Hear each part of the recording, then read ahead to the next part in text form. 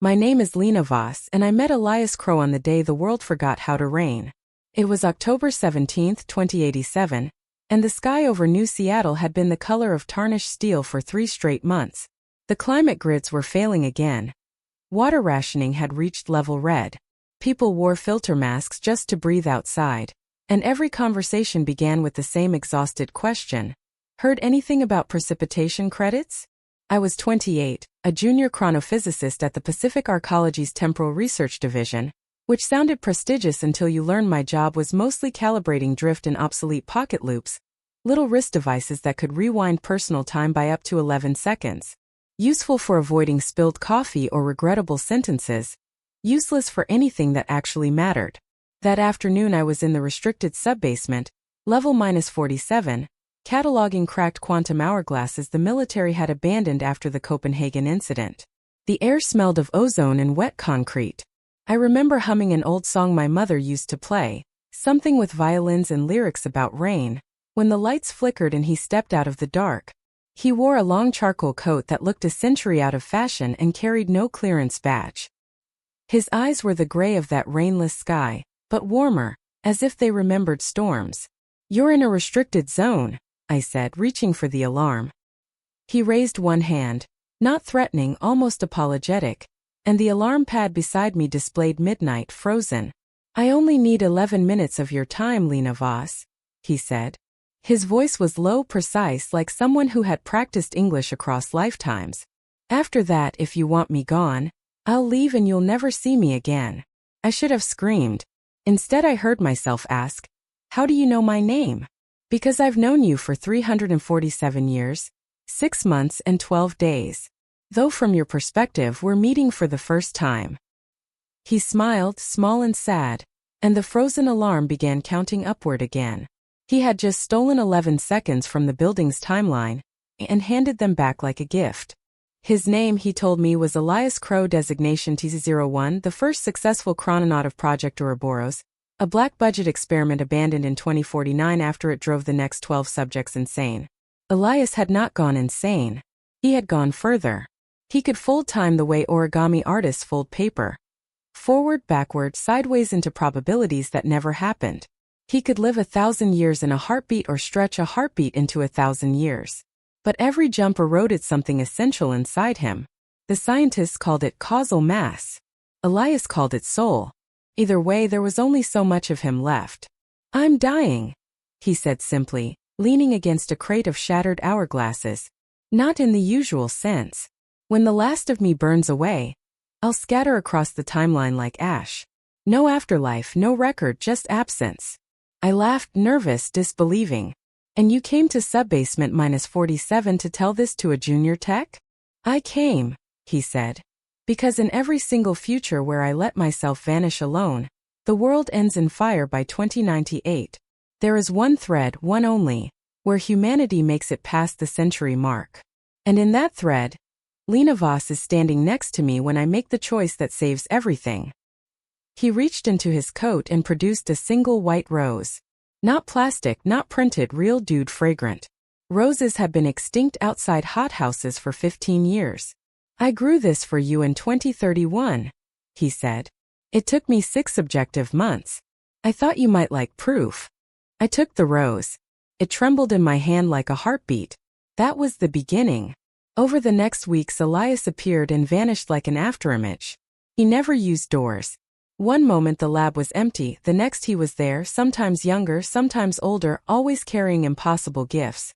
A recording of my mother singing that violin song, recorded the week before cancer took her. A photograph of my childhood dog who died when I was 9. A data crystal containing every book banned after the Second Enlightenment purge. Each time he asked nothing in return except that I let him stay a little longer. I tried to be rational. I ran scans. Quantum entanglement traces, tachyon residue, Higgs field distortions, everything confirmed he was what he claimed. My superiors wanted to dissect him. I stalled, lied, deleted files. I told myself it was for science. Mostly it was because when Elias looked at me I felt, for the first time in years, entirely seen. We began to meet outside the lab. He would find me on the skytrams at dusk, or in the rooftop gardens where the privileged grew tomatoes under UV lamps. He never ate, He said digestion was optional after the 100th century, but he loved watching me eat. He said taste was the sense he missed most. One night in early November the city finally broke. Real rain, warm and chemical sweet, drumming on the arcology's glass skin. We stood on my tiny balcony 20 floors above the flooded streets, and let it soak us. I used to pray for rain when I was a kid, I said. I know, he answered. You were 6. You stood in your nightgown in the backyard in Portland and screamed at the sky because the news said the jet stream was gone forever. I turned to him. Water streamed down his face like tears. He couldn't cry anymore. How many times have you watched me live my life, Elias? Every second of it, he said. I have attended your birth, your graduation, the afternoon you kissed Daniel Harlow under the cherry blossoms, and the morning you found out he'd sold your research to Korolev Industries. I was there the night you decided never to fall in love again because it hurt too much. I held your hand when your mother flatlined, invisible, because if I'd revealed myself then you would have shattered. My knees buckled. He caught me before I hit the balcony floor. Why me? I whispered. Because you're the only person across 12,000 years of human history who ever looked at a dying timeline and said, "Let me help carry it." He pressed something into my palm. A small silver locket. Inside was a single strand of my own hair, clipped the day I was born, and a microscopic chronal beacon. When the moment comes, he said, open this. It will bring you to me wherever I am, no matter how far. Then he kissed me, soft, careful, tasting of rain and impossible age, and stepped backward off the balcony. I screamed his name, but the rain swallowed it. He did not fall. He simply ceased to be there. After that, the visits stopped. Days turned into weeks with no sign. I began to think I dreamed him. I threw myself into work, volunteered for double shifts, tried to forget the weight of his coat around my shoulders that night. Then the sky began to burn. It started with auroras at noon, crimson and violet sheets rippling across the sun. Instruments recorded massive chronal ruptures. Timequakes, the news called them. Clocks ran backward in Tokyo. Children in Lagos aged 20 years in a night. The past was leaking into the present like blood through a bandage. The Temporal Research Division was nationalized overnight. Soldiers with null-field rifles patrolled the corridors. They were looking for Elias, the rogue chrononaut, whose jumps were blamed for destabilizing the timeline. I knew better. Elias wasn't causing the ruptures. He was the only thing holding them shut. On December 21, 2087 winter solstice, the final quake hit. Half of New Seattle vanished into 1894. The other half aged into barren desert while we watched. I was in the sub-basement when the lights went out forever. In the darkness I opened the locket. Light, white, blinding, exploded around me. I was no longer in the lab. I stood on a vast obsidian plain beneath a sky full of broken moons. Time here was a visible thing. Auroras of years, rivers of probability flowing past my feet. And in the center of it all stood Elias, or what was left of him. He was translucent now, his outline flickering like bad signal. Whole centuries showed through the gaps in his chest. You came, he said, and his voice cracked across 1,000 years. Behind him a wound in reality yawned wider every second. A black sun devouring timelines. I could see versions of Earth inside it. One covered in ice, one stripped to bedrock, one where humanity never evolved at all. The rupture is feeding on my remaining causal mass, he said. When I'm gone it will consume everything that ever was. There's one way to seal it. He didn't need to say it. I already knew. You have to go in, I said.